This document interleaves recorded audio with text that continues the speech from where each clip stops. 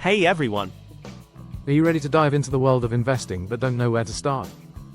In this video, I'll break down the stock market basics and give you 3 powerful tips to start investing smart. Let's go! 1. What is the stock market? The stock market is where people buy and sell shares of publicly traded companies.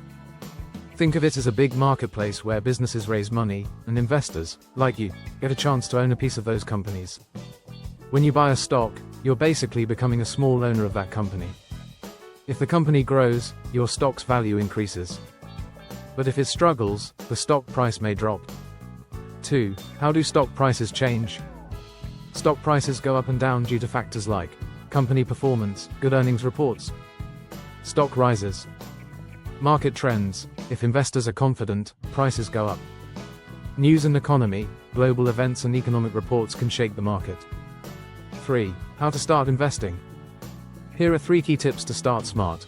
Start small, invest what you can afford to lose. Diversify, don't put all your money into one stock. Spread it out.